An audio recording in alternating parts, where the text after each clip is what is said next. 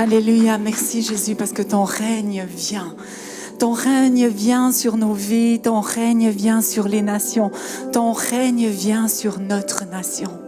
Merci Jésus parce que tu es là, présent au milieu de nous. Et c'était tellement bon de pouvoir te louer, t'adorer. Merci parce que tu nous as sauvés pour l'éternité.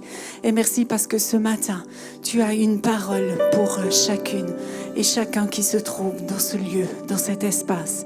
Ce matin, tu ne mets personne de côté. Ce matin, tu touches nos cœurs. Ce matin, tu nous inondes de ton amour, de ta grâce. Et c'est tellement bon d'être là pour toi. Peut-être que tu as été invité, peut-être que c'est la première fois que tu es là, mais vraiment, tu es le bienvenu dans cet endroit. Tu es la bienvenue dans cet endroit. Dieu t'aime déjà tellement profondément. Tu es sa création et il t'aime. Et il veut prendre soin de chaque détail de ta vie. Waouh! C'est un grand privilège que nous avons d'être là ce matin et on se réjouit tellement de ce que Dieu fait dans nos vies. Nous sommes tellement amoureux de lui. C'est vrai qu'on a chanté que Jésus était fou amoureux de moi, mais nous aussi, nous pouvons être fous amoureux de Dieu, n'est-ce pas? Amen. Quand on prend la parole de Dieu, la Bible, on voit qu'en fait, il y a diverses périodes bibliques qui ont été appelées des dispensations. Et on voit que Dieu traite l'humanité de façon spécifique. Alors, il y a différentes théories, mais en fait, la plupart sont d'accord pour dire qu'il y a 3 principales dispensations qui sont reconnus. La première, c'est celle des patriarches, le temps des patriarches, où il y a les personnes, comme on a les noms qui nous sont donnés, Enoch, Noé, Abraham, Isaac, Jacob. Et là, en fait, on voit que Dieu va traiter les gens, il va agir, il va parler avec des individus, et c'est souvent pour leur famille. Et puis, il y a une deuxième période, une deuxième dispensation qui est celle d'Israël avec les lois, où là, il y a des sacrificateurs, des rois, des prophètes, il y a un temple où la gloire de Dieu descend, un petit peu aussi comme ce matin, quand on loue Dieu, la gloire de Dieu descend au milieu de nous. Et là, on voit que Dieu traite, agit, parle avec les individus, mais c'est souvent pour la nation juive. Et puis, il y a la 3e dispensation à partir du Nouveau Testament et elle est appelée la dispensation de l'Évangile, la bonne nouvelle, où là c'est pour toute l'humanité. Et là on voit que Dieu traite, agit, parle avec des individus, mais en fait il s'attend à un retour personnel. Il s'attend à ce que nous aussi nous parlions avec lui. Dans ces 3 périodes bibliques, il y a différentes exigences de la part de Dieu, mais il y en a une seule qui n'a jamais changé et qui est toujours valable pour nous aujourd'hui. C'est le fait d'écouter la voix de Dieu. Écouter la voix de Dieu. Dieu va dire à Moïse pour le peuple juif, et ça c'était durant la 2e période, dans Deutéronome 8, 28, les versets 1 à 2, il va dire ceci: si tu obéis bien à la voix de l'Éternel, si tu obéis bien à la voix de l'Éternel, ton Dieu, en observant et en mettant en pratique tous ces commandements que je te prescris aujourd'hui, l'Éternel, ton Dieu, te donnera la supériorité sur toutes les nations de la terre. Voici toutes les bénédictions qui viendront sur toi et qui t'atteindront lorsque tu obéiras à la voix de l'Éternel.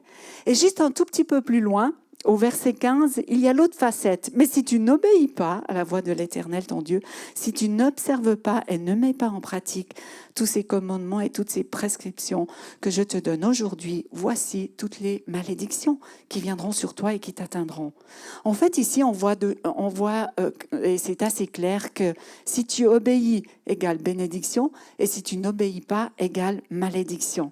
Et Jérémie, un peu plus loin dans la Bible, va le résumer en un verset et il va dire cela. En fait, c'est Dieu qui parle et il est dit: je leur ai seulement donné cet ordre. Écoutez-moi.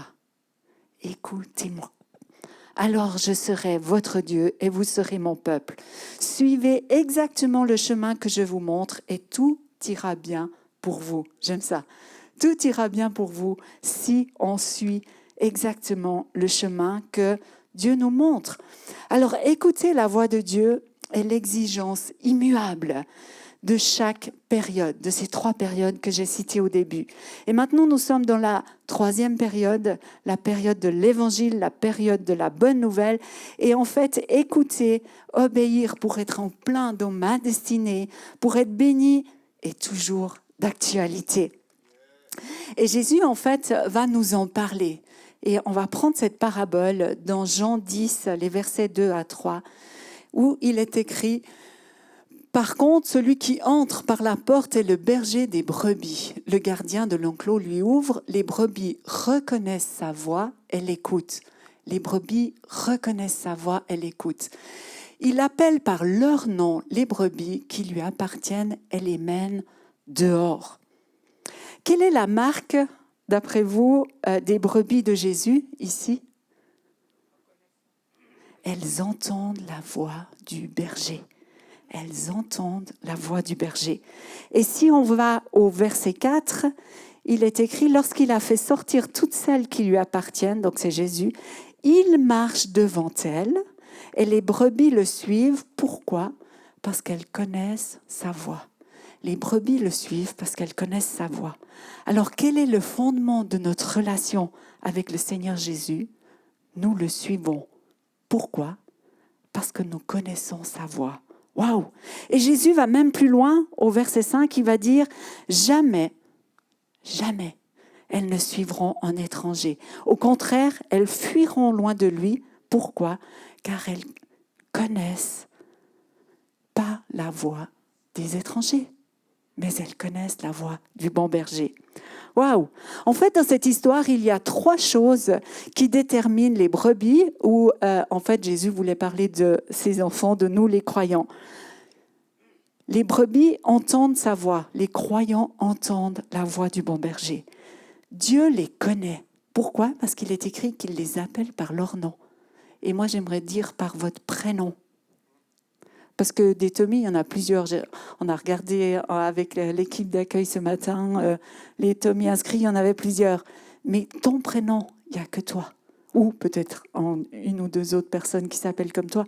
Mais ça devient beaucoup plus personnel. Dieu t'appelle par ton prénom. Peu importe lequel tes parents t'ont donné, Dieu va t'appeler par ton prénom.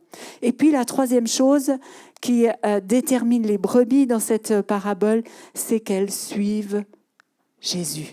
Elles suivent le bon berger. Et il faut savoir que du temps de la Bible, les bergers, en fait, n'étaient pas comme nous de nos jours. De nos jours, si vous voyez la transhumance, vous allez voir un troupeau de moutons qui va plus ou moins droit. Et il y a des chiens, il y a un âne, et puis il y a le berger qui est derrière le troupeau. Vous avez déjà vu ça ?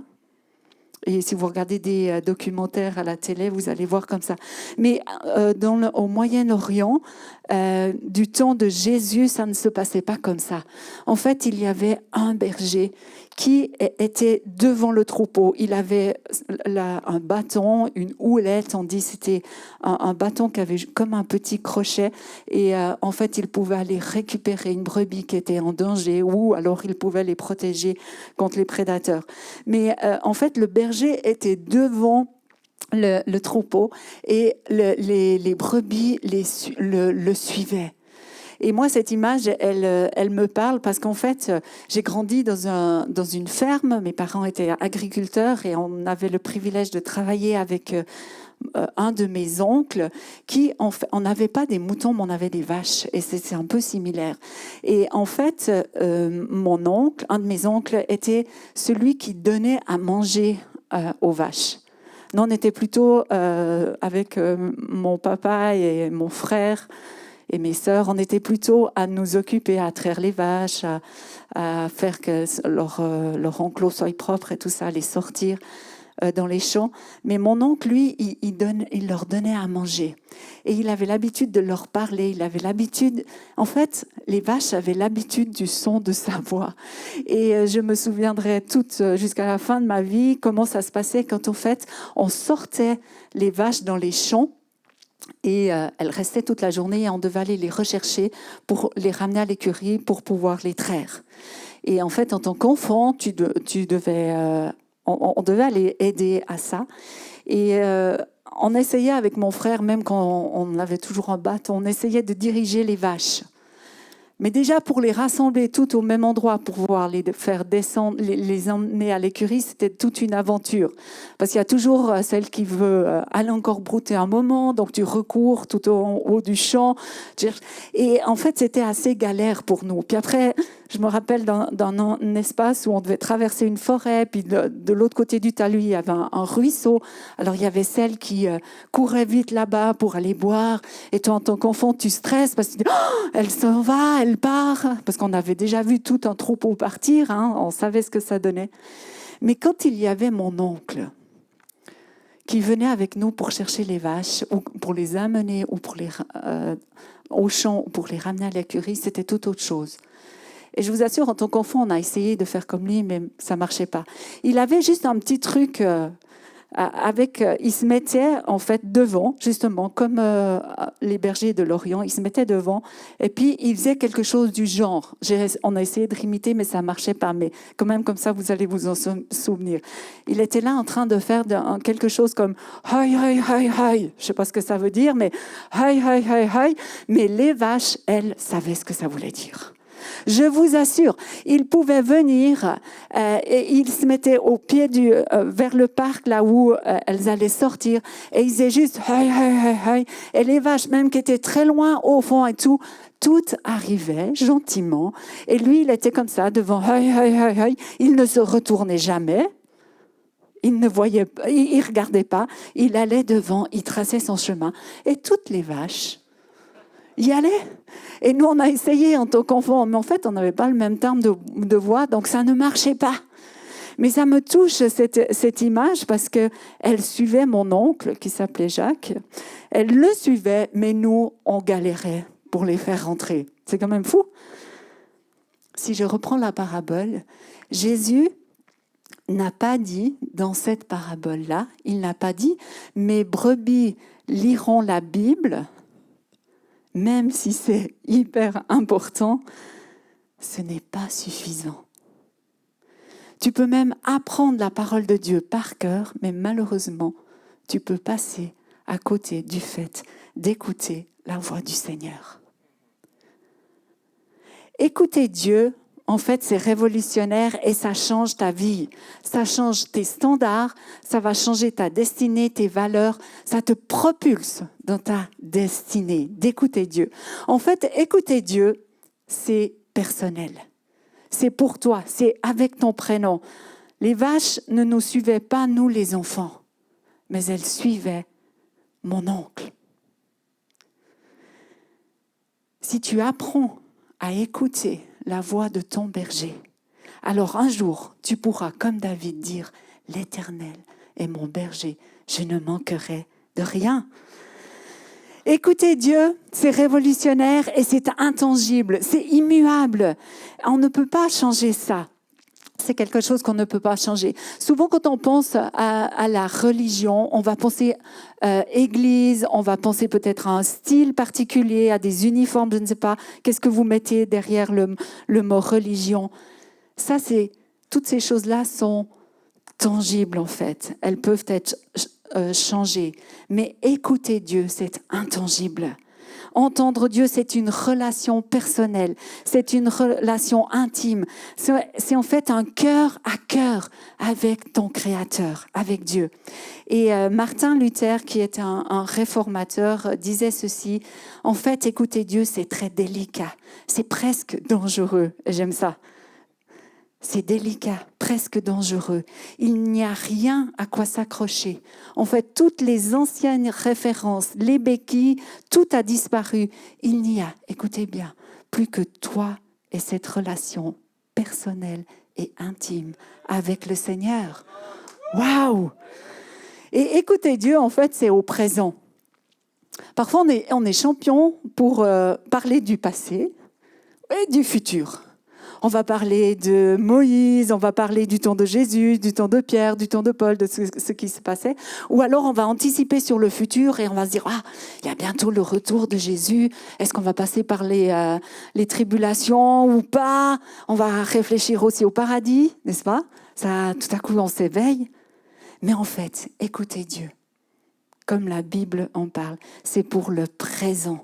Ce n'est pas pour le passé, ce n'est pas pour le futur, c'est pour maintenant. C'est en fait vivre une expérience au présent. Écoutez Dieu. Alors, écoutez Dieu, j'ai réalisé que ça produit la foi. Écoutez Dieu produit la foi. Dans Romains 10, 17, il est écrit « La foi vient de ce que l'on entend, et ce que l'on entend vient de la parole du Christ. » Et il faut comprendre que dans le Nouveau Testament, qui a été écrit en grec, le mot « parole » a deux significations différentes. Nous, c'est écrit tout le temps « parole », mais en fait, il y a deux significations différentes, le logos et le rhéma. Le logos, c'est la définition, c'est la pensée, c'est le conseil ou c'est la raison.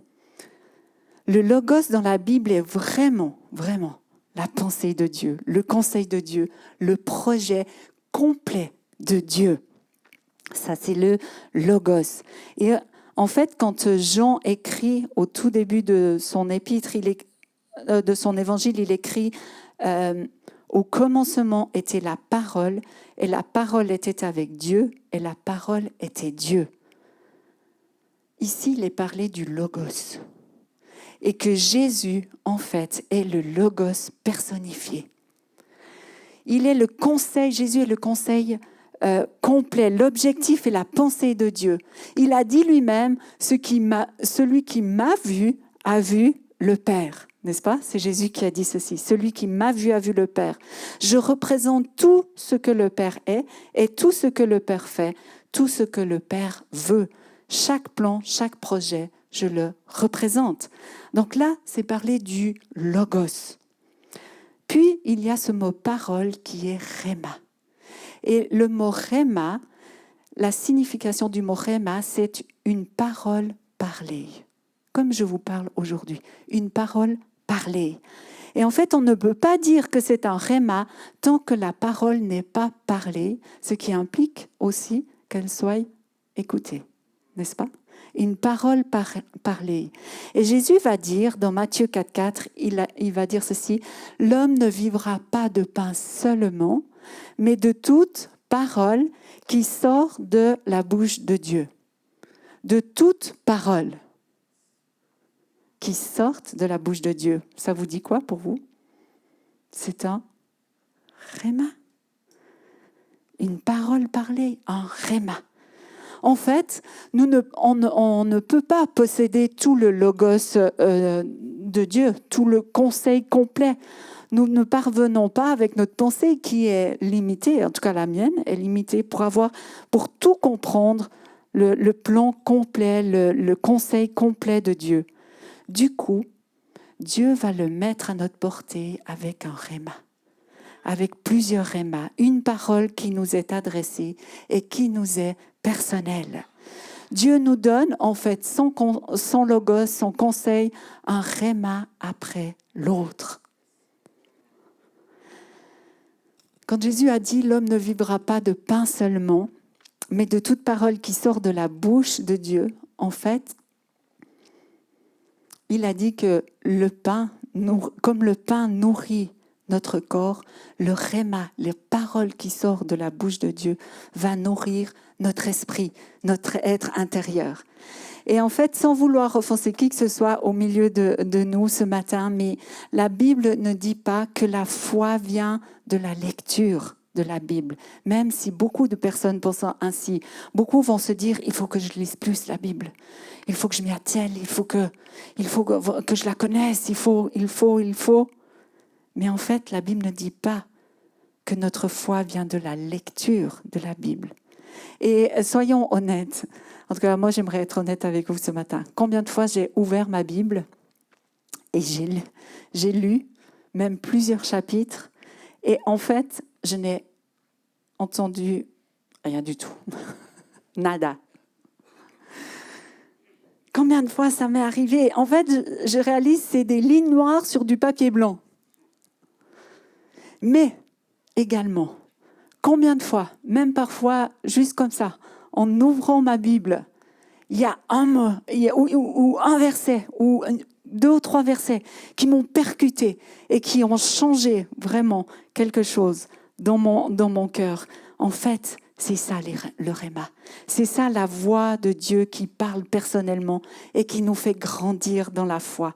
La foi vient de ce qu'on entend, la parole parler de Dieu.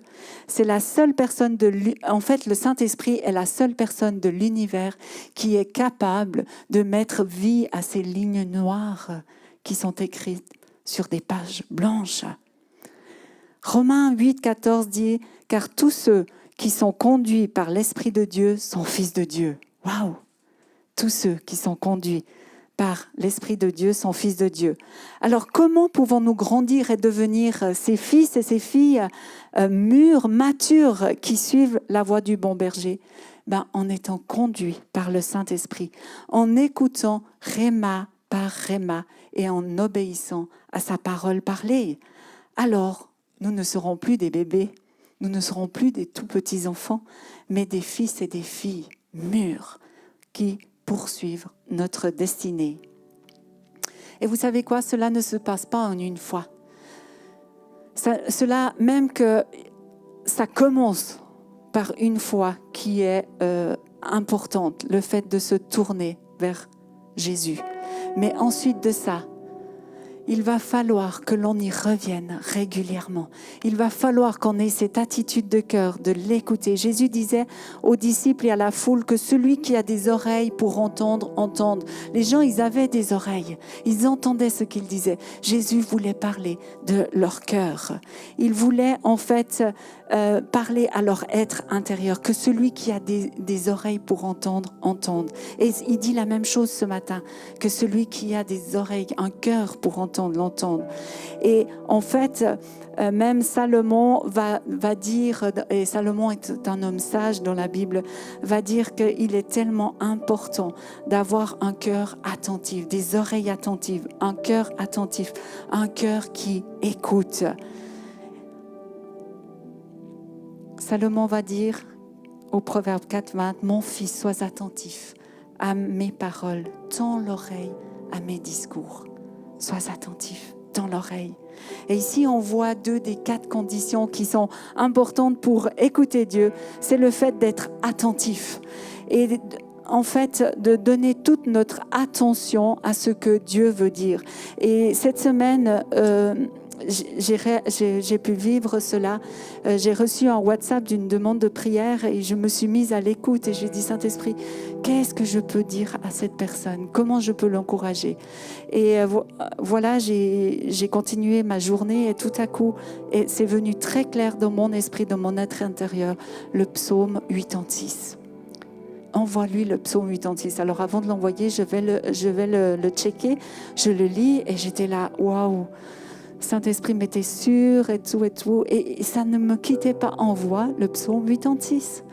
Et ok, je le fais juste par obéissance. Mais je n'étais pas trop convaincue personnellement. Et j'envoie ça, la personne me répond, merci beaucoup, ça m'encourage. Et le lendemain, quand je rouvre ma Bible, je vois que je suis au psaume 85. Et je me souvenais que j'avais lu je pensais avoir lu le psaume 86. Et en fait, quand j'ai checké, j'ai lu le psaume 85. Je n'avais pas mes lunettes, je n'ai pas vu que c'était 85 au lieu de 86. Et en fait, je me suis dit, waouh, c'est écrit quoi dans le psaume 86? Parce que dans le psaume 85, je cherchais qu'est-ce qui pouvait encourager la personne. Et quand j'ai lu le psaume 86, j'en avais les larmes aux yeux. C'était tellement pratiquement verset par verset, c'était quelque chose qui pouvait encourager la personne. Et là, j'ai dit, waouh, merci Jésus de m'avoir donné le bon nombre. Et j'ai encore été recheckée pour regarder que j'avais bien écrit le psaume 86 et pas 85. Dieu sait, Dieu te connaît. Mais ça demande d'avoir toute notre attention et de laisser de côté ce que nous on pense, ce que moi je pense.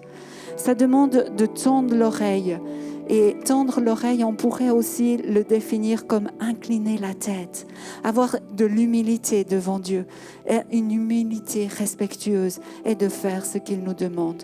Et en fait, d'avoir cette attitude de cœur, on ne donne pas d'ordre à Dieu, mais on l'écoute. Et pour entendre la voix de Dieu, il est bon aussi de consacrer du temps. Et là, si je reviens à la parabole qu'on a lue, l'homme ne vivra pas de pain seulement, mais de toute parole. Le pain, on en mange tous les jours, ou quelque chose comme le pain, pour nous nourrir notre corps. Et j'aimerais vraiment vous encourager à avoir cette attitude de cœur, de consacrer du temps tous les jours pour écouter ce que le Saint-Esprit a à vous dire. Et en fait, de rester tranquille. Restez tranquille, malgré qu'on a des fois plein de choses qui nous arrivent, des difficultés et tout. Gardez votre calme. Et autrement, relisez les psaumes. Il y a plein de psaumes qui parlent dans le fait de rester tranquille. Tenez-vous tranquille et sachez que je suis Dieu, va être écrit dans le psaume 46, 10, ou le psaume 62, sur Dieu seul, mon âme se repose paisiblement. En fait, c'est Dieu notre secours. C'est lui notre sécurité. C'est lui qui désire nous parler régulièrement. Et il y a le fait que Dieu nous parle personnellement. Il y a le fait aussi que Dieu nous parle au travers des autres. Mais rien ne va changer. Rien ne sera égal au fait que toi-même, tu entends Dieu te parler. Et pour les grandes décisions de ta vie, il est important de checker. Et il y a juste 3 checks à faire pour savoir. Parce qu'on peut toujours se poser la question, est-ce que je suis le bon berger ou est-ce que je suis un étranger ? Qui je suis en train de suivre ? Et il y a 3 checks qui sont hyper faciles à se rappeler. C'est la voix de Dieu est toujours en accord avec la Bible. Toujours, encore et encore. Et Dieu va donner une confirmation avec les circonstances. Surtout si Dieu te parle d'un grand changement dans ta vie, il va te donner la confirmation avec les circonstances. Et ensuite de ça, la confirmation, et celle-ci, elle est aussi tellement importante, c'est tu gardes la paix à l'intérieur de toi. Ça peut être défiant, ce que Dieu te demande. Ça peut te faire trembler parce qu'il y a beaucoup d'inconnus. Mais au fond de toi, quand tu pries par rapport à cette situation-là, tu es en paix. Et ça, c'est quelque chose qu'il faut garder vraiment. Et en fait, en suivant le bon berger, en écoutant sa voix, un réma après l'autre, tu vas être en plein dans ta destinée, impactant ce monde d'une manière différente que si tu n'étais pas connecté avec Dieu. Tu vas impacter ton entourage avec les valeurs du royaume de Dieu, un jour après l'autre, une personne après l'autre. Amen. Amen. Dieu est un Dieu personnel et il veut te parler personnellement. Alors je t'invite peut-être à te lever et à tout simplement faire cette prière, dire, c'est quelque chose que je fais assez régulièrement pour ma propre vie. Je dis, j'abandonne mes propres idées, mes propres pensées. Je décide de te suivre. Je décide de te suivre.